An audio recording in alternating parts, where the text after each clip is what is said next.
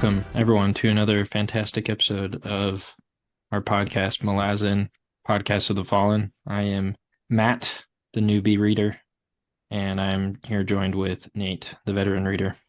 Hello. I was going to say that you sounded quiet, but then I just had to turn up the volume.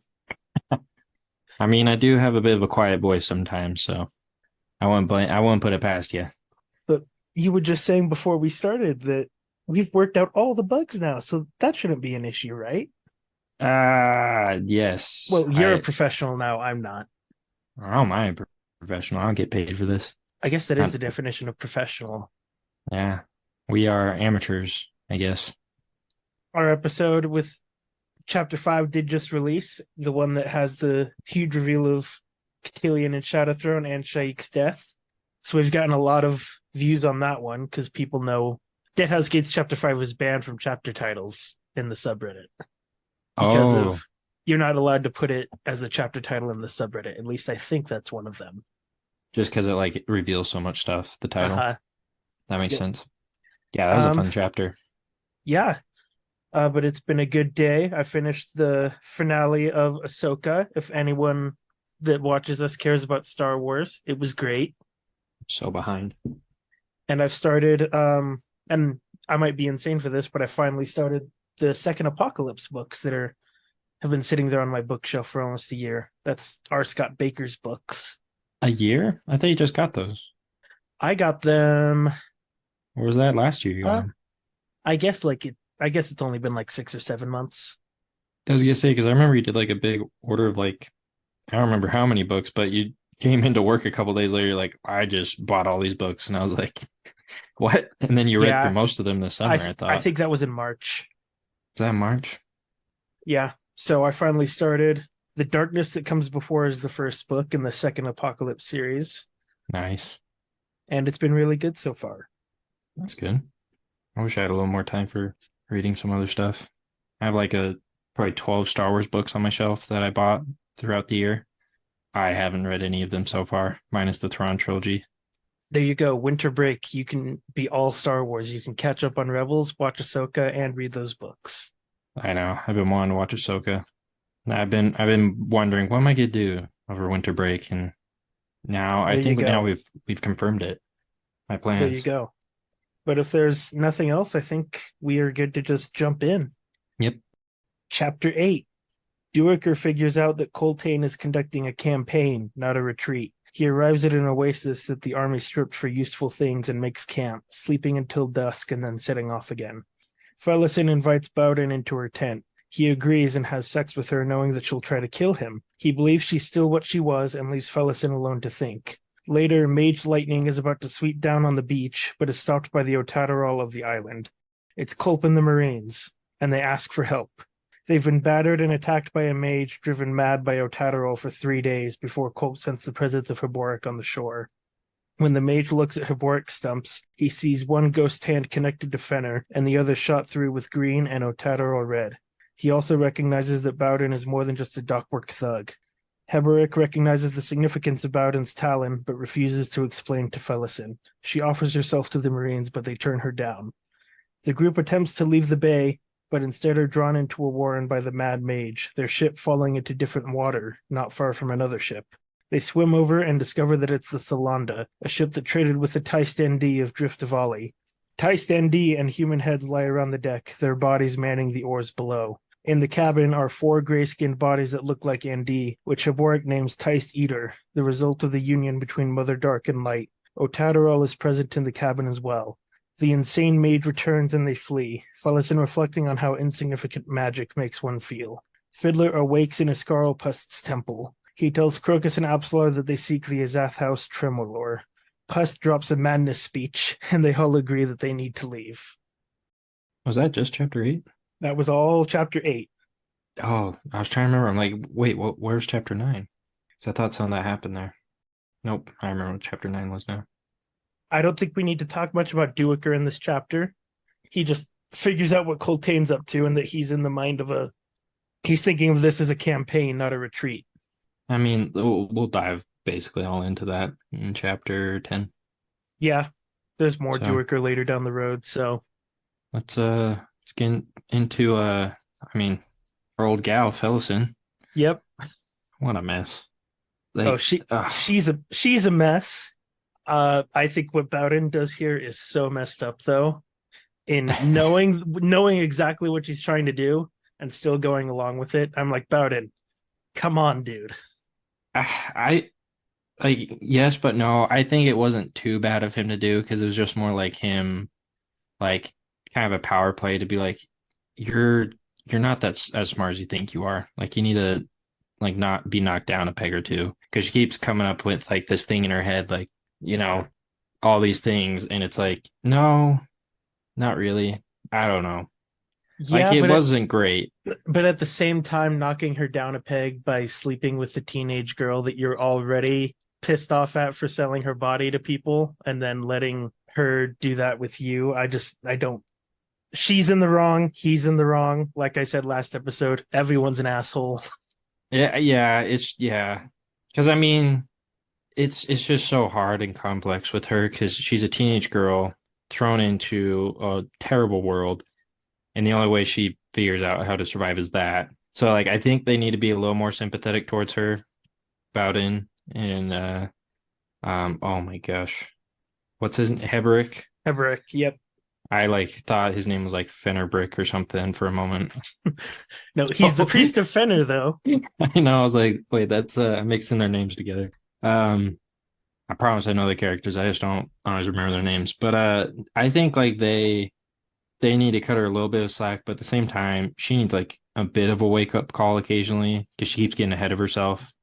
Like I keep reading this, I'm just like, girl, you just like take a breath. Let's just think this through. But I mean, I'm glad he finally explained to her, like, no, like the guy you were in love with, which you shouldn't be, is dead because he was a terrible dude like that, and which I thought was pretty wild. Yeah, But he goes even harder into that. I killed the bastard myself, snapped his neck like a reed. He deserved more pain, something slower, oh but yeah, there wasn't any time for that. He didn't deserve the mercy, but he got it. And that's where I'm like, I really hate what Bowden does here because what he's talking about is what Beneth was doing to Felisin, and then he lets himself do to Felisin what Felisin was doing with Beneth, and just uses her body to make a point.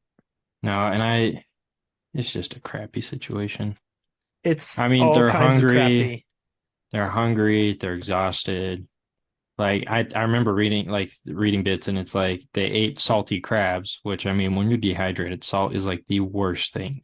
Uh-huh. So they're just like kind of all in pain. I mean, it shows how cool Bodden is at the same time, like just how tough he is. Like he just kind of muscles through everything, which I mean, we keep seeing fellas and like this guy is serious. Like he is no joke. The like kind of like the mental toughness he has, which I mean, I think is pretty cool. As terrible as some actions he's done and kind of a guy he's been, still pretty cool in some aspects. Like gotta give to him. Yeah, But I just realized I nod a lot while you're talking, like oh nod yeah, my head, and no one's ever gonna see that, so they don't know if I'm responding to you or not. no, Nate is just staring at me blankly. He never gives away anything how he's feeling. Exactly. Yeah, and like you said, everything's terrible, and it just keeps getting worse. Like when it can't get worse, then a mage storm of lightning comes and attacks the beach, and a bunch of people that don't look great get off a boat and ask you for help. Yeah, can you help us? And you're like, I'm like almost dead. I'm on my deathbed. Like I see Hood standing over there. Like, and you're asking for my help? Speaking of Hood, there was a quote from this that I wanted to read. Felisin says, "Do you truly believe Duiker's still out there sailing back and forth for what, 5 days now?" Heberick says, "He hasn't published anything in years. What else does he have to do with all his time? Do you think frivolity is the proper way to meet Hood? I didn't know there was a proper way." Yeah. No, there is. No, I just really like that because no one knows when they're gonna Yeah, quote unquote meet Hood or die, but there's not really a way to prepare for it or a proper way to go. yeah. No, I thought it was interesting how much Hood is brought up here, where it's like he's just such a prevalent character Yeah, and aspect of this all. They're like, well, I meet Hood. I'm like, guys, like, is he a good guy? Like, is are you excited? Like, is he gonna bring some sort of peace? Like, what's the what does he bring to the table? I guess I don't know. Who knows? Which I just want to know. In terms of like, I mean, I do understand, just to be clear, like for those listening, like I understand, like in some aspects, going through this, you could kind of be at that point where you're like, that sounds nice. I would like to not be suffering. Yeah, Like I understand that, but at the same time, part of me is like, this Hood character, what is he like? What does he really bring to this equation here? Like his yeah, realm and stuff. I don't know. yeah. We haven't seen any of Hood the being yet. Nope. I also, speaking of Heboric, I really just wanted to point out it's a really small thing, but when the Mage Lightning is about to come down the beach, Heboric still puts himself in front of Felisin, so Yeah. he still got that protective instinct in there somewhere. Yeah. No, he I mean it's later on the chapter, but it's when they're in the boat getting rocked around in the storm. Like going into the Warren, I think it was. Like Heberick goes to protect Felisin. Yeah, It's like as kind of rude as he is to her, he's still like at a certain level cares about her safety, which I think is like nice of him. Like there's still like there I think there's a conflicting part inside of him, like he's constantly battling like a mental, like internal struggle. I guess is what I'm trying to say, but I do think it's cool that he always goes to protect Felisin. yeah. I think he trusts a lot in the tattoos on his skin too. Um, let's see, yeah, and then the Marines and Culp show up. The Marines find out that Heboric has been outcast from the Fenner cult, and they're kind of bummed about that. Oh yeah, that was so funny. They're like, hey, we're members. He's like, I don't care. Why are you should have left. Yeah, why are you here? They're just like, what? You're like a high priest, right? And he's like, not anymore. Well, actually, no. Felison's like, he was excommunicated, guys. Yeah, imagine what he did. I don't even know what he did, but think of what he did to get that punishment. I know. I was like, Felison, you're like the worst peanuts gallery here, chiming in. What did you think of what Culp saw when he looked at the stumps on Heboric's arms? I thought it was interesting. I thought it was, mm, how do I say it? Like it's it's it brought more like I guess a sense of how the magic works, I guess. That like he could see like there's a magical realm to each person or magical piece to some people. Because like he could see the energies or the warrens inside of him is what Yeah, I interpreted it as, but I don't know if I'm yeah. mistaken So there. he describes it as like one ghost hand is connected to Fenner, and the other just has green, kind of Hmm. like the jade, and shot through with red like Otadero. Yeah, from the Jade Finger. But I thought that was cool, and I thought it was interesting that Culp was like, "What is this?" And then Hebrick's like, "What'd you see?" And he's like, "I really don't know." And he's Yeah, like, "I don't either." Pope's like, "What happened to you?" I don't know. I touched a statue. He's like, "I just have something going on with me." Something's happening. What is it? I don't know. Let's not worry about it until it becomes a problem. Yeah, so far it hasn't actually been helpful. And then at one point, when everyone's getting ready to rest for a bit, Felisin mentions the Talon that Bowden had with his stuff, and Mm. Heboric recognizes what that means and then just refuses to explain. I was so annoyed. I was like, I don't need Felison's POV right now, Erickson. I'm tired of seeing it. I want to see the other two You so I want to can see know what it more? is. I think we've only gotten Heboric's one time, and that was in the prologue. I know. I'm like, where's the option in the menu to switch characters? Can Lego I? Star Wars. Just Yeah, can I, they jump in front of Heboric jumps in front of Felisin. yeah. Can I switch over to him just so I can get the meaning of the Talon? Use his special ability. It's almost like Erickson picks his point of view characters carefully. You know, he's so annoying. He's just the worst author ever. I can't believe I'm reading this book. It's just terrible. Oh my gosh. He wrote a teenage girl that you don't like. He must be a bad author. Oh, I know. He must have like had experience as a teenager or something, like, or just understand what teenagers are really like. I think he also has a kid. I think. I would imagine he does, but I have no idea. I didn't want to assume or anything and like get completely wrong. He has a son. That is a very quick Google search. So if I'm wrong on that, feel free to correct me because I have never looked into Ericsson's family before. Yeah, Felisin. Jeez. Ruins everything. And then she goes to offer herself to the Marines, and I have to bring up what Gessler and Stormy's back and forth, where Stormy's like, "Yeah, the last time Gessler was with a whore, it was when we were both drunk, and it was actually me." I remember that. I was like, what? And they're like, it happens when you're a soldier. I was like, what? Part of me thinks they're joking, but they could not be. Oh, I know. Like knowing the sense of humor some of these soldiers have, part of me is like, that could be legitimate. Like that could have happened. Mm-hmm. But I just thought their response was so funny. Just like, we don't care. Leave us alone. And I think Stormy says something like, "We've done enough rutting to know when there's a string attached." It's like, oh, okay. She just gets shut down by everyone, which is a good thing. There, that reminds me of another thing that I have to read. Let's hear it. So after she gets turned down by the Marines, Felisin walks into the ocean. Um, she closed her eyes, let her mind fall away until there was nothing but the feel of the warm water slipping around her legs. She felt an exhaustion that was beyond physical. She could not stop herself lashing out, and every face she made turn her way became a mirror. There has to be a way to reflect something other than hate and contempt. No, not a way, a reason. So she's a little self-aware. She Yeah. recognizes that what she's doing isn't healthy. Yeah. No, it feels slow though. Like the recognition's there. But I mean, she's what, 16, 17. So like Yeah. that's why I keep forgetting. I'm like, you are so annoying. But I'm like, wait, she's this old. Like I have three younger sisters. I've kind of seen them through their like end of teenage phase, and I'm just like, you guys drive me up the wall. And so it's like I kind of got remembered that like she's young, they're not terribly self-aware all the time.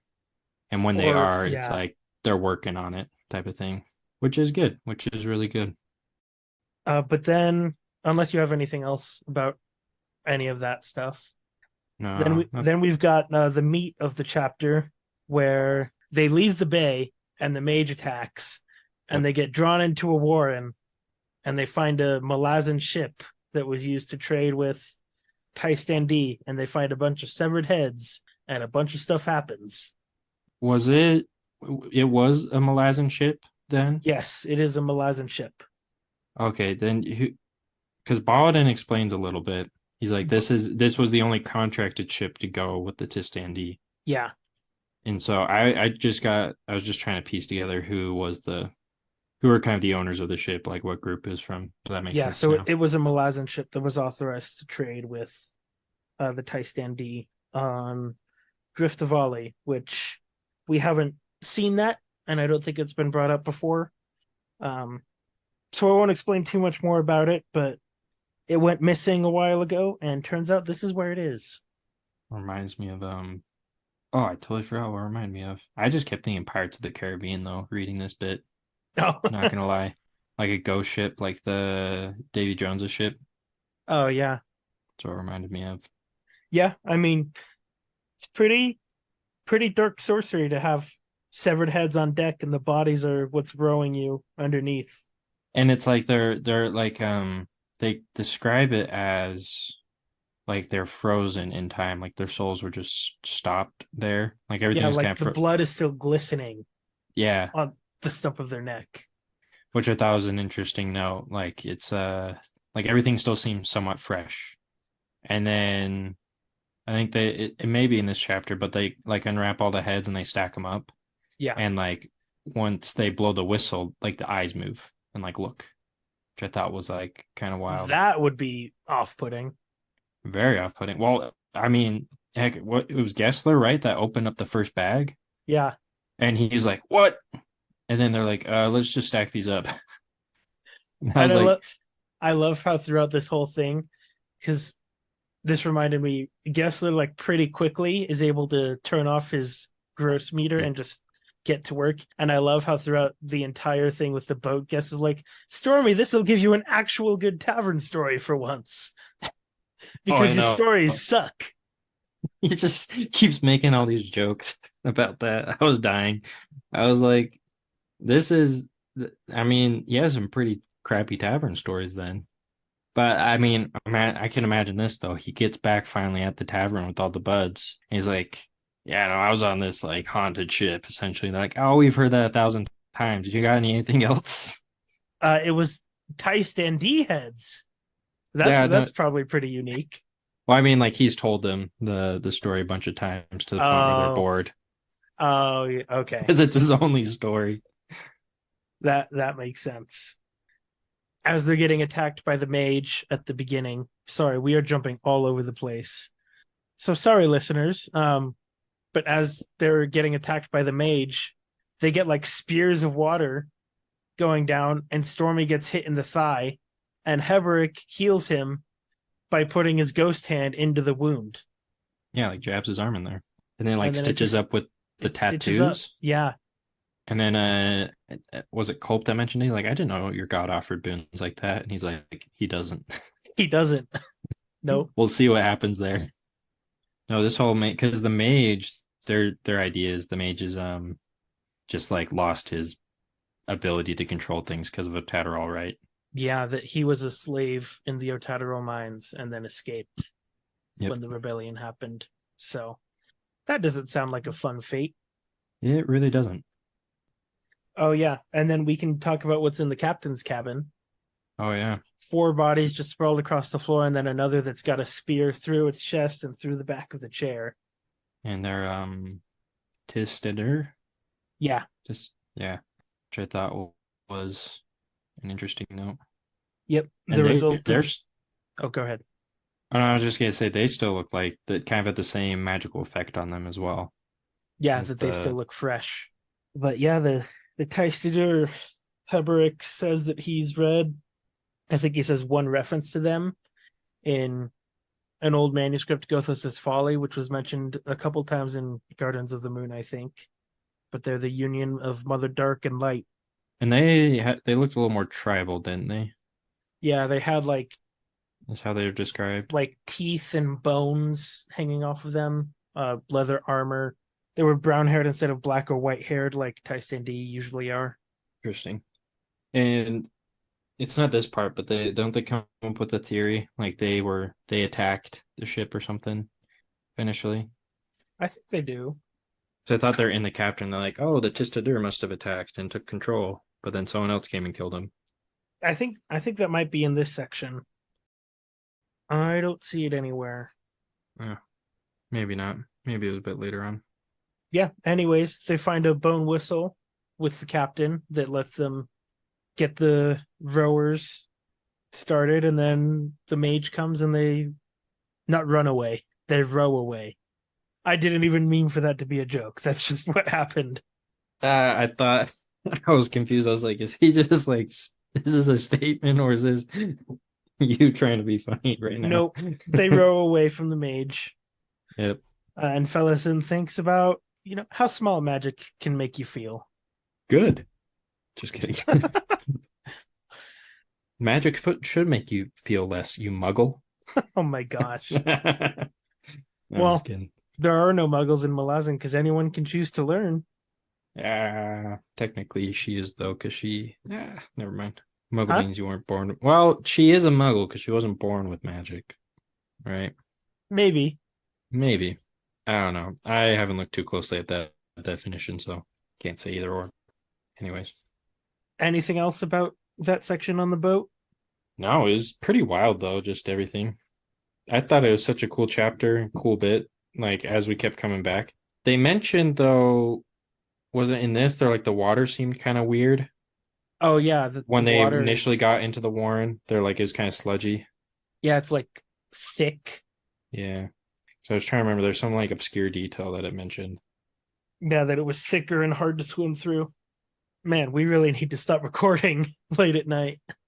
Oh, need to get on a better schedule one of these days.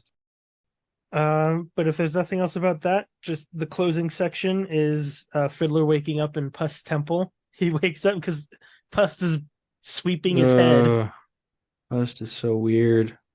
Oh, I love getting to read Pust. I was like, oh geez, yeah. There's just so much about that Pust just going on his weird tangents. I was like, this guy is weird. And speaking his thoughts out loud. Yeah, not the kind of guy I want to be around, especially when he's a priest for Shadow Throne. Yeah. So Pust is the one that healed Fiddler's ankle, which Fiddler was convinced he wouldn't be able to use anymore. Oh yeah, that was pretty cool. Like he did some cool surgery on it Yeah. because Mappo's like, I learned some things. That was legit. He did a good job. Yeah. I thought it was Uh funny though. yeah. Well, just like Crocus comes in a little later. We need to get out of here. Shadow Throne, Cotillion, gonna take over. We're gonna lose her Solar again. and Fiddler's like, oh crap. He's like, that's right. Okay, I'll finally tell you why we're here. We're looking for an Azath house. And Ikariam's Quick Ben told me this, Quick Ben told me that, and Ikariam's like, who's Quick Ben? A squad mage. That's it. That's all I'm telling you. Because he's like, he sure knows a lot, it seems like. He's like, oh yeah, he's just kind of a smart dude that way. Yep. No, I thought it was just pretty interesting though, because Fiddler kind of picked up on who Akarian was and Mappo. Oh yeah, there are stories about them He's like that he's the heard. Akarian, like the mechanic dude or like the engineering dude or whatever, and just like starts kind of rambling off some like different things about him. Yeah, and Mappo's was like, "Yep." And Yep. so you're Mappo? And I think Mappo just kind of shrugs, like, "Yeah, Yeah, that's who I am. we're nobody special. I mean, there's legends about us, but we're nobody special." Because he's like, why? How'd the soul taking divers go away? He's like, he has a reputation. Yeah, Ikariam. That's how. They just left. I thought it was interesting though that he finally just kind of told him straight up. He's like, so why are we actually here? Like, well, you know that road we found? Apparently there's others like them. They kind of just pop up. We're hoping to find something like that Take it to again. Malaz City. Yeah. It's rumored that Kellenvet and Dancer hung out in the one in Malaz City, and Ikariam's like, "Yeah, that's true." Oh, yeah. I forgot about that. Something Akari remembers. So, because it talks about the Azath houses, like every continent or something has one, I guess. And I don't know. I thought that was kind of interesting because they're all like kind of secretive. Like, there's not a ton known about them. Yeah, there's rumors that they just appear where they're needed, and they appear. There's ones on almost every continent. So, Yeah, it's kind of cool. I think I just have one more thing about this section. Uh, Pust goes on one of his tangents, speaking out loud, contradicting himself, all of that, and Fiddler has to like Mappo did earlier. Fiddler has to like shake himself out of a trance, and Oh, then yeah. he says, "Can there be magic in mere words?" And Akarium says, "Magic powerful enough to drive gods to their knees, soldier." Oh, that was such a good line. I knew there was a line I wanted to bring up. Glad you did. That was a that was a well written one. Going back to Harry Potter, I think this is a better version of the line, "Magic is our or words are our most inexhaustible form of magic," or something like that Dumbledore says. Oh yeah, it's true. It's like, yeah, words have power. I mean, just thinking back, an example, an interaction with the god, uh, Animander Rake in Cotillion. Oh. He's just like, "You leave." Okay, fine. Yeah, Which, if you stay meddling, I will destroy you. Okay. yeah, because they bring that up. Pust he mentions that because they finally figure out why Apsalar was depossessed Oh yeah. by Cotillion, which I thought was kind of cool that they finally got the explanation for them. Yeah, Puss says something like, "No, he wouldn't dare possess her again Yeah, because Rake's threat still stands." he's like, and she's not needed anymore. He has no Yeah. purpose for her. Shadowthrone's moved on. I need to know more about these guys. One of these chapters needs to give me a good explanation, being such new deities. Yeah. Just reading Pust again. I love reading Pust's like rantings. A Yeah. question asked of modest me? Excuses and apologies, admittedly insincere. Vast and intricate mind wanders on occasion. Your query? Are they deceived? Subtle truths, vague hints, a chance choice of words in unmindful echo? They know not. Bask in their awe with all wide-eyed innocence. Oh, this is exquisite. Mappo says, "You've answered us eloquently." I have? This is unwell. Or rather, how kind of me. What is going like Pust is so strange. He is so strange, and I love it so much. Do we get a you probably can't answer that because I was just gonna say if we get a good explanation of him one of these days. I will not answer that. Yeah. Because I don't know, the connection between him and Krupp and their kind of just like weird ramblings, like it's just by sheer coincidence, I imagine. But at the same time, I'm like, what drives them to that state, I guess? I don't know. It's just be so disconnected from normal reality or something. But Yeah, it's rather strange. I do also want to start highlighting the epigraphs more often. Chapter 8 Hmm. is from Hiboric's history, Oh, that's right. talking about how the success and failure of the assassination attempts on Kellenred and Dancer depend on one's judgment, or something like that. I forgot about that one. Just a cool See little detail. that the assassinations were a messy, confused affair. Hmm. Yep, that Conspiracies. success and failure are judgments dependent on one's perspective. So I think that's the history that he was imprisoned for. Oh yeah, kind of just exposing kind of like the secret lives Yeah, of the calling the imperial history a lie, or the official one a lie. yeah, yeah. That I mean that reminds me. I think there was because isn't doesn't Fiddler start making the connection though of who Rope and Shadow Throne are? Oh yeah, that happened in chapter 5 when they're in the city. Because remember, they Oh yeah, realized that yeah, yeah. Apsalar's memories are dancers, and then they put together that they ascended. Yeah, I remember. Because I just remember it was the line this one. There's the old story that the Emperor and Dancer, oh Hood, Calanvid and Dancer, Amanus, and Cotillion, the possible link with Shadow, this temple. Oh yeah. Because they started talking about stuff and Yeah, yeah, Fiddler just starts thinking about them again. Which I thought was kind of cool. yeah. Um, I really like all of the epigraphs this week, so we'll highlight all of them. But if there's nothing else, we can move on to chapter 9. Let's do it. I think this will be a quicker one. Chapter 9. Kalam comes across a slaughtered train of Malazan refugees and then the raiders that killed them. He accompanies the raiders on an attempted attack against the survivors, kills the leader, and defends the family. He will travel with them to Aaron.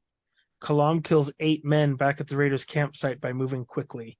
Afterwards, they discuss the rebellion, Corbolo Domina's backstory, and their plan moving forwards. The Salonda crew are fighting the insane mage's storm when 6 T'lan Imass appear, seeking Teist Eater and renegade kin. It's revealed that they are in the Teist Eater warren named Kurald Emerlon. The Imass kill the insane mage, and Lagana Breed volunteers himself to seal the rent left behind. Truth notices that he took a Taistandi head with him. That's it. Well, let's move on to chapter 10 then. Before we do, I at least have to highlight the epigraph of chapter 9. Go for it. The Malazan engineers are a unique breed. Cantankerous, foul-mouthed, derisive of authority, secretive, and thick-headed. They are the heartstone of the Malazan army. They're the reason why everything works. I Are the mean, in are bridge burners engineers? I was wondering this. no. So the engineers refer to the sappers. So that's what Fiddler is, like the explosives experts mainly, Oh, and the ones that okay. like build things for the army. But bridge burners had engineers. Yeah, Fiddler and Hedge were the sappers that Whiskey Jack squad had. Okay.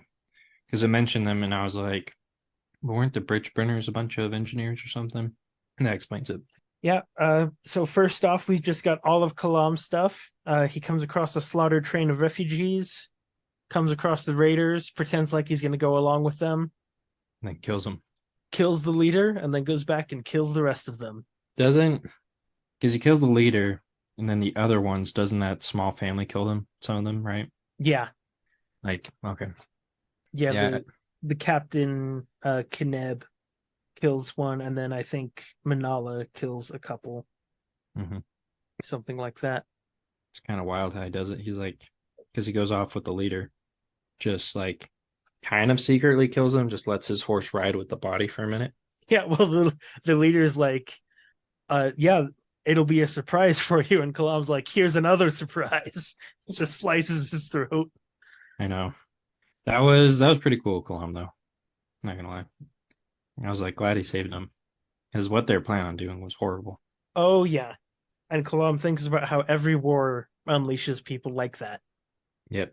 I thought this was an interesting note that he makes, which I think is relevant to most like war stories, is now that you mentioned that, is that these are the kind of guys that just only are brave if you can say that because they're in a group, Yeah. which I think was a cool note just to be like these guys aren't like anything good. They don't care about the rebellion. They're just out to rape and pillage and take what they Yeah, want.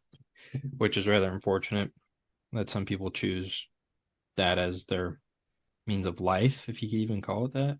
I don't know. I keep like how that was brought up was in such a way just made me like kind of question and wonder like what makes these kind of people choose this instead of like going with the rebellion or fighting against the rebellion type of thing, you know? Like Yeah. let's just I be the mean, vultures of this. I think it's just that in any society, you'll have those people who are just always out for themselves and don't care about anyone else's cause. Yeah, the freeloaders, I guess. Yeah, but Kalam, as he's talking to them, has the thought: words can so easily glide over mayhem and terror and horror. It's a wonder trust exists at all. Yeah. Yeah, And and then words are powerful. They yep. have a magic. So he goes along with the bandits. He stops their attack on the family, and then just stands there.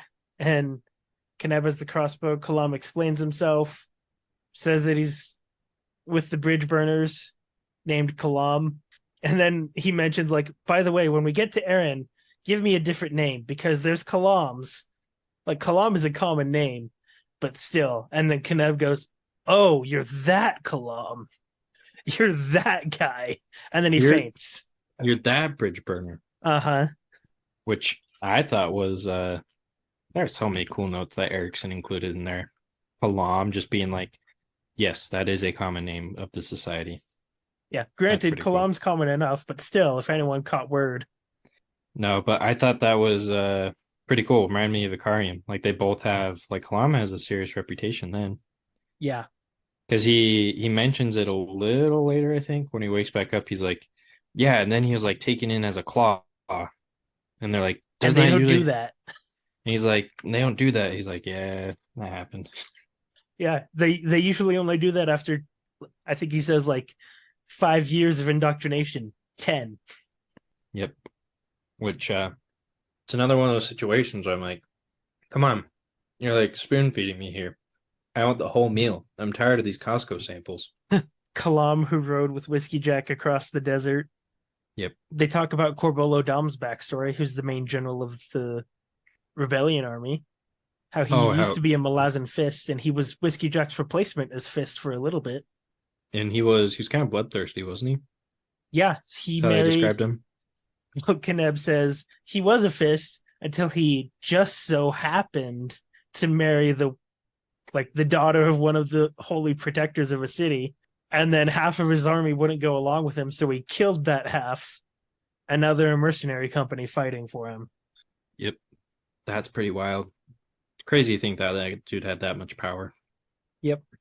But yeah, I totally forgot about that bit. But I mean, going, I guess, back a little bit to Kalam, taking out all the dudes though. Oh yeah. When they ride in, he's like, just stay here, come in, you'll know if I need help. And he's just kind of scoping it out, and then the demon comes in right by him. And he's Oh just like, yeah. you gonna just hang out this time? You gonna help? No response. He's like, all right, whatever. He's like, And I'll then just after figure. he's done, Manala's like, by the way, there's like two dudes over there torn to shreds. It's like, It was a bear, right? And Kalam's like, yeah, it was a bear. yeah, there's plain bears that roam around here. I'm sure they just lost to them. But I mean, that was pretty cool because I thought this was just so cool. The notes on like, I guess there's more commenting on Erickson's writing, but just the notes of like the arrows. And he's like, oh, these won't fly far, but these are the best ones type of thing. Like just the descriptions of the weapons. Then he manages to just snipe like two guys down. And Yep. then as they're all panicking, just runs in. Kalam's like, I can load one of those crossbows in like 3 seconds. I'm not going to give them 3 seconds. He's like, they're not going to figure out how to use a Malazan crossbow. The first time I read this book, this is the moment that made me go, "Oh, so Kalam's like a super badass." Yeah. Yeah. I thought that was so cool because then later the kids are like, wow, you're so cool. He's like, I just moved quick. Don't worry about it. They could have beat me if they knew I was coming. Yeah, when I was like, "You killed 8 men." Yeah, 8. Yeah, it's not that hard. Especially when you move quick. Because they all stand there wondering who's going to attack. Like, oh, is it your turn? My turn? Well, and in the middle of Kalam fighting, one of the dudes has more courage than he was expecting and swings the sword, and it's like Kalam almost died then. And it's just like said in the middle of a paragraph, like it's no big deal. Yeah. Happens all the time. It was didn't these guys like didn't they have people there though, like some refugees that they captured? Yeah, so he goes Wasn't back this and mentioned? there were women that they had raped and then killed. Yeah. I was trying to remember if it was this part. I was like, that is just awful. He was only expecting the one guard, but there are actual apocalypse soldiers there. And so Yep. that's why he has to end up killing 8 people. Yeah. Because he's like, oh, because the guy's like, hey, sir. He's like, oh crap. These are legit guys. And I love Kalam just takes any opening he can, slashing faces, slashing throats, kicking people to buy himself time, Hmm. letting go of his knife that he's embedded in someone's stomach so that Yeah. he can dodge. Just throws the other knife Yep. or something. Yeah. So cool. But I thought it was interesting how he interacted with the kids though after this fight. Oh yeah. Because they're like, I want to learn to fight like you. And he's like, you don't want to do that. He's like, what do you mean? He's like, you don't want to fight. Fighting's terrible. Kinev's like, no, but there's good in being a soldier, right? And Kalam's like, yeah, just Yeah. not a murderer like I am. It's like, yeah, you don't want to be an assassin. A good soldier. Now that's something. Also going back to the very beginning, after he stops the attack on the family, Kineb accuses him of desertion, and then Kineb walks around and Kalam's like, "Oh, but you're a captain that deserted to protect your family, so you're deserting too. I know. He's like, you're a deserter. No, you're a deserter. Let's desert together and go to Eren and rejoin the army." The thought crossed my mind when I was reading that was the Spider-Man meme when they're all pointing at each other. Oh, No, you. anything else about Kalam? Just as always, he's so cool. Hope he gets reunited with Fiddler and the gang. Hope to see that happen. Uh, Raffo. I know. Just my hopes and dreams. I just want to see Kalam and Fiddler back together. I mean, this is Malazan. Hopes and dreams don't seem to come true very often. This is true. At least it's not like Game of Thrones. Let's see. Yeah, and then we can just jump right back to the crew on the boat, and we get some T'lan Imass that appear. So cool. I was like, what? Because they just describe it. They're like these big globs of something just pop out of nowhere. Yeah, Erickson uses the word that the sand was transmogrifying. I I'm didn't even like, notice that. that's always stuck out to me as like a weird word. I need to look this up now. I don't even remember that word. While you're looking it up, I will just highlight the epigraph to chapter 10. It's from Duiker's Life of Dasim Ultor, and he says, "It is one thing to lead by example with half a dozen soldiers at your back. It is wholly another with 10,000. Oh, wait, Trans. that's the next chapter. I don't know why I highlighted that right now. Oh, well. Oh well. I was wondering the same thing, but oh yeah, there it is. The mud was transmogrifying, coalescing to the shapes of figures. Bedraggled fur slowly sprouted. Yep. What some explanations. That's impressive. And they're looking for Tice Edor and Renegade Kin, And they called him the servants of the chained one. servant of the Chained One. And Herboric's like, who the hell is the Chained One? Isn't that Hood? Or is that It's not Hood.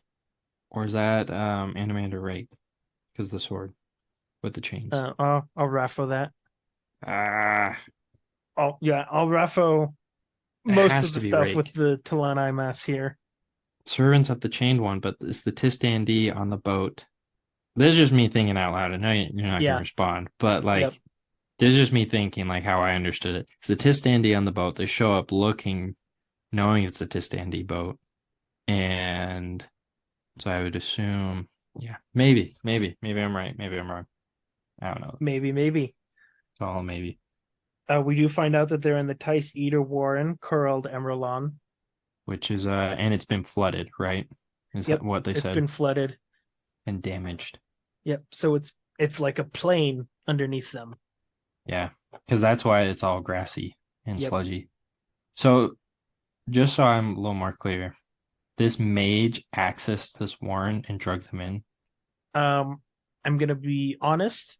I've never really understood why they ended up here. Because that's where But I've been a little confused. Because this mage, he would have had to have access to this warren somehow to be able to drag him in, unless it was just like by chance. I But mean, so like the T'lan Imass say, Culp's Warren of Illusion is a child Warren of Curled Emerlon. mm, Because Curled Emerlon is the Elder Warren, and then yeah, the one that Culp uses is the human equivalent. So I'm not exactly sure why they ended up here. If there's an actual explanation that someone can give, maybe spoiler free for Matt, then let us know. Um, you could also just message me on Reddit at maybe I'll just put my Reddit username in the description if you want to send spoiler explanations to me. because I was also now that you bring that up, I thought that was a cool note, but just made me have more questions about the warrens. That he's Oh like, yeah, there's a child warren, and I'm like, what? What? Because yeah. he's like that's the same as like the Shadow Throne one or something. Like mentions that one as well, and I was like, you're telling me these just start popping up now?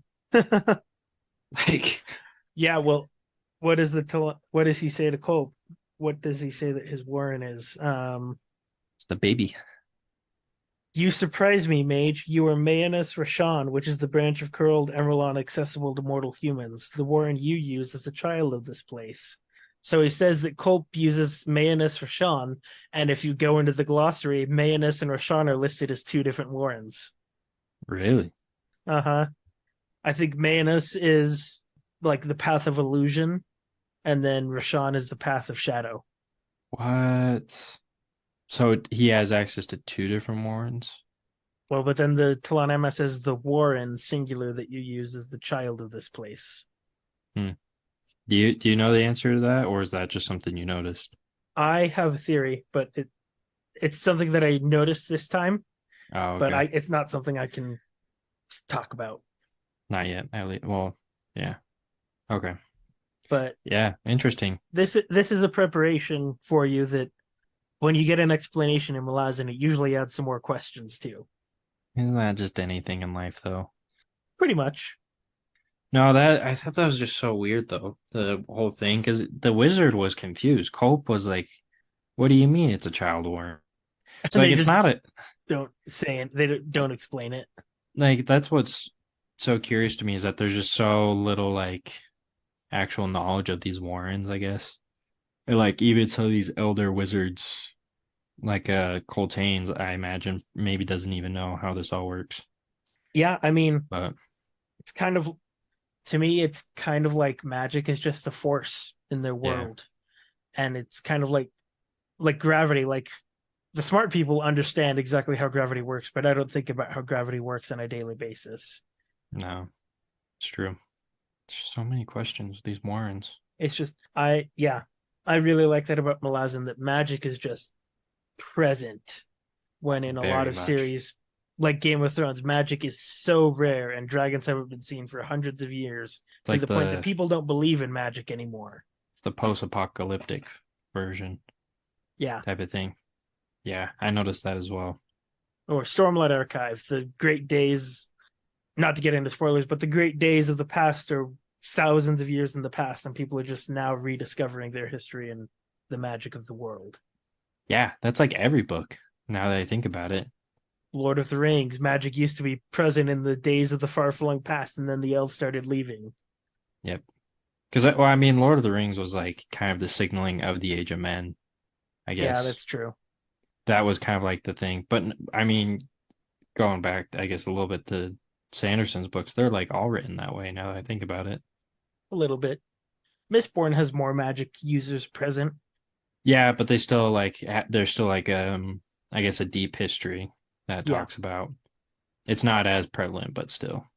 No, that is a cool note that I've liked about this. Like there's still like this ancient lore Mm-hmm. about this series, but there's still like new discoveries that like even the ancient beings didn't understand, Yep. which is pretty cool. But yeah. Let's see. I think what's next is I love the Imass just kind of corkscrew into plumes of dust, fly up into the sky, kill the mage, and come back. I use nothing.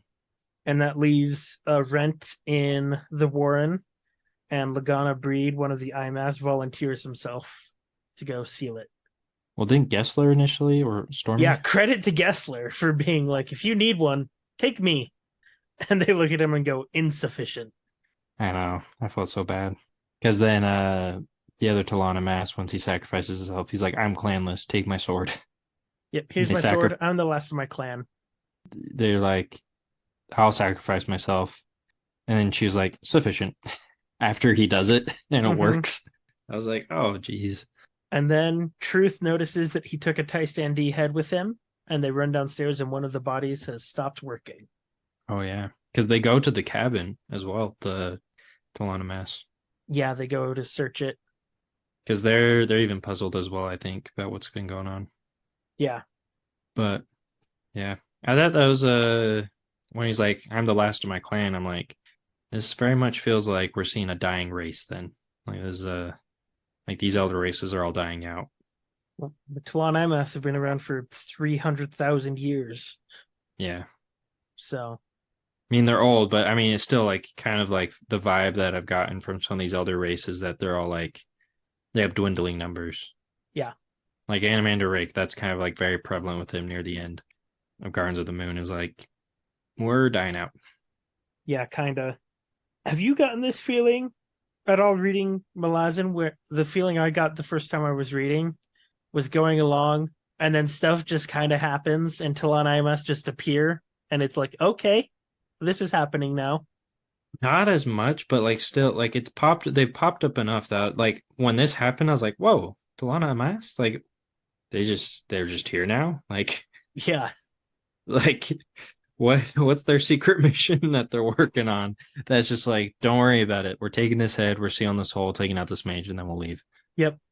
I'm like, they are in some other level, like of lifestyle, I guess. I Well, don't know. yeah. Well, I love that Erickson makes it feel like the rest of the world is happening outside of the main characters because sometimes in fantasy it feels like Oh yeah. other than Frodo and Sam and Legolas, Gimli, and Aragorn, it feels sometimes like nothing else is happening in Middle Earth. It's true. It feels pretty empty. You mentioned that, and the thought came to mind was like, I think as well, like it's cool to see the T'lan Imass like going through this and the way they just kind of interact with them because they have this like 3,000-year-old perspective dealing with these basically newborns Yeah. to them. Like, I just think it's kind of interesting to see them because you mentioned like the world just kind of is still happening. Like, there's still things going on. Like, this is really like, now you mentioned this is really cool. Like, we've seen book one, this continent, this whole war going on, and we know that it's still going on. Like, they're Yeah. prepping to fight some holy war. Then we come back here and they're fighting this rebellion and apocalypse. And then you got the T'lan Imass, like kind of going through everything, being like, yeah, whatever. We've seen this 1,000 times. Yeah. Just speaking very brusquely and not really acknowledging the humans and being like, okay, we're done here. Bye. Yeah. Like no explanation. They're like, we don't need to give it to you. Insufficient. Like kind of Yeah. like you look at it like you can take it as an insult. At the same time, if you look at their perspective, it's like a parent talking to a toddler, like, no, you literally can't. Like, you're not strong enough type of thing. And then at the end, Culp has like almost the tropey, like kind of the trope of running after them and yelling as they fly away, like, wait, how do we get out of here? Tell us, please. And nope, they're gone. Yep. Shall we get into the massive battle chapter? Heck yeah. Okay. I chose not to detail every single thing that happens in the battle, but hopefully I did an okay job anyways. Chapter 10. Duiker finally catches up to the Malazan army by galloping through enemy lines as the sun sets. He is escorted by Captain Lowell to a briefing with Coltaine, where Coltaine does not explain his plan for crossing the river. The Fist arranges his troops and gives Duiker 2 hours to sleep. The crossing begins close to dawn. List is assigned to Duiker's side. The army is crossing the Sakala River, which runs north to south, with Semp and T'Thansi enemies on the west side and Hisar and Sialk enemies on the east. They climb a wall on the Oxbow Island to get a better view before being forced back to the east by the refugees as they cross. Nil, the warlock, has summoned the dead to give them a reprieve from battle. Duiker is horrified when he learns that it was kin that killed the undead, but Nil says that they would have done the same to the other side. We also learn that the Wiccans became loyal to Kellanved because he united their clans together. Duiker flees ahead of the enemy peasant horde to learn that the sappers built a road across the river overnight. Once the Malazans are across, they blow it up with 55 cussers, demolishing the enemy and leaving the remainder stranded across the river. Duiker comes upon a squad of soldiers that defended a small rise so that their comrade could die in peace, and they say that they are now Coltaine's army and belong to him. The Malazans have won. Coltaine declares the next day one of rest. Though they've won, they have taken heavy losses all around, especially to the officers. Duiker is awoken in the middle of the night to accompany Sormo Enath, Nil, and Nether as they go to kill the Semp god. When he returns, Duiker is met by nobles demanding the return of their servants. Obviously, that last sentence is the most important part of the chapter. Yeah, deep dive into that. Hour-long conversation. Royalty and rich people suck. Oh, we could talk for hours about that. I mean, there's so much to get into there, but we're not getting into that. We're here to talk about fantasy books. Let's talk about, these fantasy books talk about a lot of real life stuff. So we'll get into that at some point. That is true. But we'll start out with Duiker finally catches up to the army, gallops through the lines and makes it there, and goes to a meeting with Coltaine. He almost gets shot getting there. And his poor horse, he's like, my horse. He gets there, he's like, no, I think end of days. And they're like, no, you don't know. You don't know what a horse wares can do. Yeah. Caesar the next morning, great shape. I was like, dang, I want some magic. Of that. Where are they getting that?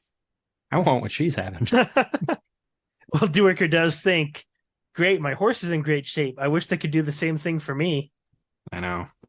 And then he drinks, this is jumping ahead a bit, but the corporal list that's been assigned to him brings him a cup of something dark, and he drinks it and starts feeling awake. And he's like, what is this? I don't know. One of the Wiccan moms gave it to me. I have a theory that it's coffee. Yeah. Is it this they have chocolate? Is it this series that they mention it? I don't know that chocolate's been mentioned. I'm trying to remember what series that was now. I'm getting I think some universes crossed. I think so. I don't think chocolate's been mentioned. I could have sworn there was some drink they had in Gardens of the Moon that was something like that. Maybe I'm wrong. I know what you're thinking of.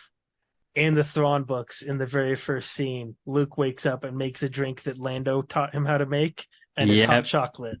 That is what I'm thinking of. Okay, yes. I was like, I'm going crazy. Was this a Sanderson book? Where did I read this? But I was like, it's not Sanderson. Nope, it's the Thrawn trilogy Star Wars books. I read those earlier this year. That's why. Yep. Okay. That makes so much more sense. Anyway. Speaking of, here's what the finale episode of Ahsoka is called. The Jedi, the Witch, and the Warlord. Why? Lion, Witch, and the Wardrobe. Come on, Disney. I like it. It makes sense it's the show. I like it, but anyways, we digress. Yeah, and the Captain Lowell that meets Duiker mentions that it's been almost 3 months since they left Hisar. So there's a timeline for you. It doesn't feel like that, though. That's why I'm so confused. Why you're so confused is because we just skip around. We skip a lot of the journey. Has it been 3 months for everyone then? At this point? So this is where timelines are not Erickson's strength, and he doesn't care. I don't know, but Fiddler and them have been traveling for a long time. They got deep into the desert. Kalam's been traveling for a long time too. Okay. Yeah, I know they've been traveling for a while, but the 3 months thing, that's what it kind of threw me for a loop. I was like, wait. What? Has it really been 3 months? Yeah, if you look at where they are on the map, they're left from Hisar on the east coast, and then they are like directly south of that. If you see Guran and Karen Tapasi, like in the middle of that map by the little sea there, they're south of that sea. I don't worry about it. That's wild. Yeah, so Okay. Duiker goes through the meeting. Um, we get some about one of the nobles comes in and questions like, "Why are there? We have more wounded than I thought. I guess. What's with all the wagons?" We find out later what that was about. Because Uh, the Malazan people were like, the other captains were like, what are you talking about? yep, Coltaine kept it mainly between him and the sappers. Yep, he kept it quite under wraps, Hmm. which was smart. And then he gives Duiker 2 hours to sleep before the battle. Or Duiker. I can't even imagine because he's like, you need to be there to record it. He's like, I can't promise anything. Well, and Duiker's about to go find like a place to lay down, and he just fell asleep in the chair. Yeah. They're like, we'll get you your bedroll. And he's just out, just unconscious. And he wakes up, and there's a blanket on him that is dubiously stained. Duiker's And then, just, and I have to highlight this because fantasy books never highlight it, Duiker uses the bathroom. yes. I noticed that he writes stuff that like the inn. He's like, and the latrine trenches. Yep, and Duiker goes and he takes a piss. And I'm like, thank you. I've thought kind of the same thing. Like I've always wondered that in like in any like movies like Marvel and stuff. I'm always like, what? Like, is there no bathroom breaks? Like, is it just bladders? Like, do they not exist? Well, they had that scene in Iron Man 2, which is a horrible movie, but Yeah, Iron not Man great. says, "People have asked me how I use the bathroom while I'm in my suit." And then he goes, and he waits a second and he goes, just like that. Yeah, it's true. But that doesn't count. That was just him being dumb, I think. But Anyways, like the anyways. smallest thing ever, but Oh, really? It books was. and movies never show characters like doing the business.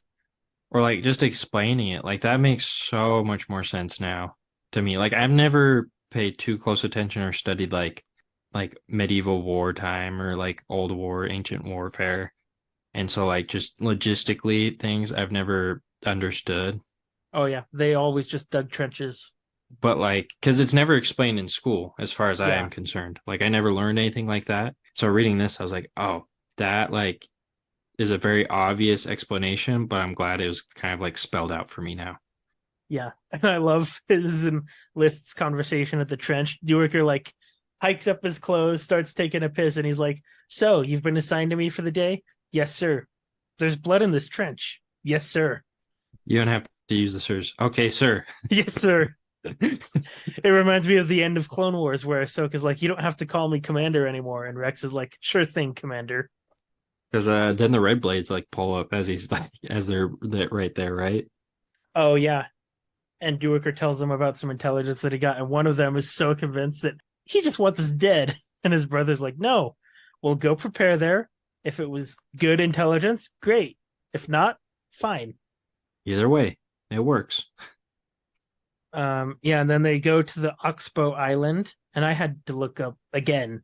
Every time I read this scene, I have to remind myself what an Oxbow Island is. Oh yeah, that video you sent help explain that so well. Yes, That a if little you, bit. I might link this in the description too, but You should. if anyone wants some better understanding of the Battle of Sea Elk Crossing and the other battles in Deadhouse Gates, there's a YouTube channel called Graceless Passion that has really well done videos where he has different colored squares for the different forces in each battle. And he goes through the text and explains what happens and then moves them around to show you what's happening in the battle. I watched it all. It's 25 minutes, Yeah, it's a lot. but it's you don't need to watch all of it by the way he describes it. Like you can skip around, but just like understanding the oxbow and all that, I was like, oh, that makes a little more sense than the structure of it all. Yeah.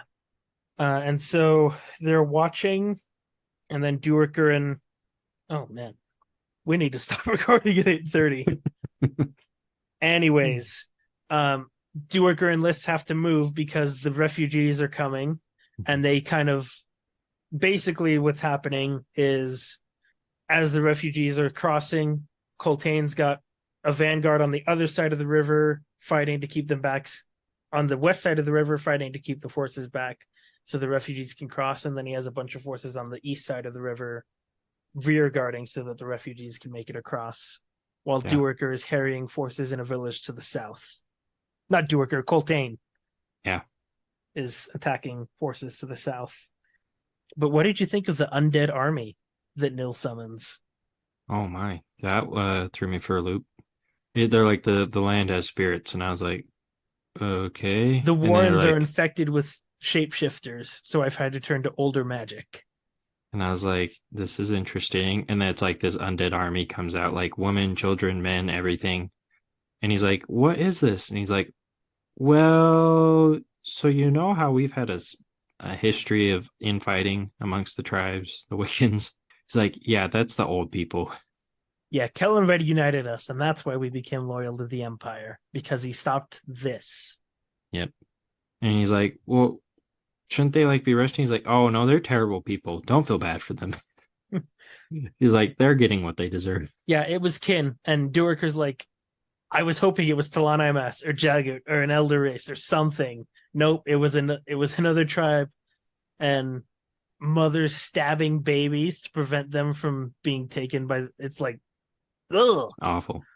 Oh, it's terrible. But yeah, I thought that was pretty wild because I mean, they showed a little more at the end of the chapter, some things about it all with the god of the area, I guess, but it's pretty insane. Yeah, but again, more questions. There's magic older than the Warrens that Nil I and know. Nether are using. Well, they keep talking about some god of the land, and I'm like, Yeah, what do Earth you, spirits and stuff. yeah, I'm like, what do you mean? Because then you got Animander Rake over there, or no, the Jagut Tyrant that was like, oh, this Earth Spirit's young. And I'm like, hold the Yeah, phone. the Earth goddess is young, and then these Earth spirits are old. Yeah, I'm like, what is this timeline of deities here? Yep. Uh, because isn't the main kind of like commander of the apocalypse there fighting them, right? Yeah. Relo? Yes. Can't remember if Camus Relo is commanding. I think he is, but he's a mage too, and he's a very predictable commander. And they say that because all of the Warrens are infested with shapeshifters, like we saw with their ritual, Hmm. Camus Relo's magic is negated, and he Oh doesn't know how yeah. to use the spirit magic. Yeah, that's right. Yep. And Duiker starts fleeing to the south to go towards Coltaine because he's convinced that the crossing must be a disaster because he doesn't know about the road being built. And then Coltaine is coming up the riverbank, and Duiker's like, "Oh crap!" and has to wheel around and join the charge. Because they see everything collapsing, and he's like, what are we gonna do? But then Coltaine comes up with his group and just destroys everyone real quick to get Yep, they across. just slice along the side across the bridge. And then, what did you think of the explosion? Oh, that threw me for a loop initially. I was like, because they pulled the string and then nothing happened for a second. I was like, okay. And then everyone's like covering their ears. There's a bunch of water going everywhere. And I was like, what the? He's like, yeah, we used all the custers we had. And I was like, oh, that Yep, explains it. He's like, tearing people to shreds, a plume of red water oh, as they just nasty. devastated the army. Because he was like, wait a second, wait for it. Now go. Blows them all up. Yeah, so it's let's see. So it's 400 paces, which I just looked up is roughly 1,000 feet. So if you want to, I think a good comparison might be think of like the Mississippi River just exploding. Yeah, that makes sense. Or maybe not, because I think the Mississippi flows a little faster than this river does, but Maybe. just an explosion of flesh and water and earth and yeah. And then the engineers afterwards are all crying. What happened? We used all of our We used all explosives. explosives. We only have like a crate or two left of the small ones. I was like, of course that's what they're crying about. But the commanding dude is just kind of like, That was cool. We made a trench out of that. They're Yep. not getting across that now. I think one of them makes a comment too about like back to digging the latrine ditches. Oh yeah, he's like, yeah. Now that we're out of explosives, we're just gonna have to use shovels. Yep. Like that's true. And just a really small thing that I wanted to highlight is Duiker comes upon a group of soldiers that are gathered around like the standard that's leaning sideways. And he's like, "Tell me the story of how you defended the standard." And they're like, "You think we died for some flag?" No, we defended the hill so our buddy here could die in peace. They're like, we don't want him to die like how everyone else was. They'll just torture him, Yeah, they take prisoners and torture them. which is rather sad. And they say that they're Coltaine's army now. They're not just Yeah, the Malazan army, they're Coltaine's army. which is a pretty cool note. Kind of how like Dujek's army is Dujek's and not the Empire's. Yeah, it's rather interesting to see how kind of these military groups form. You kind of understand now, like how mercenary groups and people can start being loyal to commanders Yep. over a government. Well, yeah, these people don't care about the Empire right now. They're literally just focused on surviving. Yeah, Yeah, I really like this battle. I think it's really engaging. it really is. It was a really good battle to read. I mean, granted, it's really tragic, everything that happens, but nevertheless, it's Yeah. still really good. Coltaine pulls off like Like a it's miracle. impressive what he does here. Yeah. Oh, yeah. Because I mean, as well, I was like with Duiker, I was like, yeah, you got to bounce, dude. Like, this is not working. And then it's like undead spirits, they cross, kaboom, they're safe for a day. I was like, wow, that's impressive. Well done. Yeah. I really like that we're in Duiker's perspective. You're not on the front lines, desperately trying to survive. He's kind of the dispassionate observer. No, I thought that was really well done.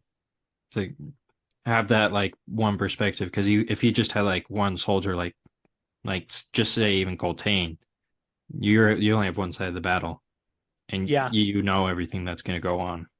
So And we yeah, have not been in Coltaine's head. nope, man. Uh I think yeah. that's it for this bit. Anything else about the battle? Cool. Yeah, so the next day is one of rest. Um really boring. I'll do all of the day-to-day stuff because even though it's the day after a massive battle where you probably lost some friends and people that you knew, you gotta do what you have to. Still the chores to do. And Duiker is woken up in the middle of the night by the warlocks so that they can go kill the Semk. And I'm not exactly sure how to pronounce that. Semk. But they go to destroy the Semp god, which is another like land spirit kind of thing. And I was a little confused. Why are they killing this dude? Because the warlocks of that tribe are using the god's power, and so if they take out the spirit or using the spirit's power, The um, opposing tribe, right? yeah, the opposing tribe. Okay, that's So right. if they Because take out that spirit, then those warlocks will be powerless. they lost some of their warlocks. There's the three left now. Yeah. Well, there's more than three. They say the other ones are resting, but the ones Oh that yeah, go yeah. with Duiker are the ones that are still up for doing something. They're the strongest ones. Yeah. Because they're like, you need to witness this. And I was like, can't he just rest? No. Give the man some sleep. It was, I thought it was an interesting note. They're like, the ice holds memories. Oh yeah. I was like, wait a second. Isn't that the title of another book we're going to be reading soon? Yep. Memories of Ice. Third book. I was like, I wonder how that's going to play into that. Because it's just a very grotesque scene from what I remember reading. Oh yeah, they start and there's like blood raining down and stuff like that. But I managed to do it. And all the dogs start howling at Duiker as he walks into the camp and he's like, "Have I become an omen?" This is just covered. Yep. Complete mess. And then like you said, can't he just rest? Some nobles come up and are complaining about Coltaine taking their servants. And he's like, what do you want me to do about it? He's like, "Are you concerned for their welfare?" "No, who's gonna drop our baths? Who's gonna cook our food?" It's And like, dude. the other guy was like, yes, their welfare. Yep. That's the answer. Well, That's the answer we're Duiker does choosing. believe that guy Tumlet, I think his name is. That guy seems a little more genuine. Yeah. Because he says our concern is for their welfare, and Duiker believes him. And then Duiker walks away, And Nethpara says, like, no, we are not done here. And Tumblr says, yes, we are. Yeah, we're done. Because he's not that level headed. And that's the end of book 2. Done. It's quite a bit. Yeah, I gotta so say, hmm. sorry. I was just gonna say, I think I mentioned this every episode of reading this, but this book has just been so much fun. It is so much better than Gardens of the Moon. Hands down. Like, there's still so many questions to be answered, Oh, yes. but it's so easy to follow now And compared to we've book only one. done chapter 10 of 24. Yeah. Like, we're almost halfway, and I'm like, wow, this has been awesome. Like, the pacing's been great. Just everything about this has been so good. Mm-hmm. I've thoroughly enjoyed this so far that I'm like, yeah, anyone out there is like, Gardens of the Moon, that was terrible. I'm like, oh, it was. I don't. You gave it a 7 out of 10. I mean, comparatively speaking, in the grand scheme of Malazan, it was pretty bad. The writing, it was amazing. Don't get me wrong, a lot of aspects, but it was pretty bad in terms of like an introductory book. All right. But book 3 that we're moving on to, at least part of it next week, is called The Chain of Dogs. Mm, dogs. So I think we'll be back. I think we're gonna do 2 chapters for the next 2 weeks, right? Is there 4 chapters in this one? Yeah, there's 4 chapters in this book, so I think we were gonna do 2 episodes on it. Yes, sounds about right. Yeah, so 11 and 12 next week, and then 13, 14 the week after. And then the possibility of a special guest after that. I don't want to say too much more, but We have something in the works, hopefully. hopefully Or a all, couple somethings in the works. our schedules can all line up. But yeah, Yeah. we'll be back next week with that stuff. I don't think there's anything else that we need to talk about. Nope. So how was that, Todd?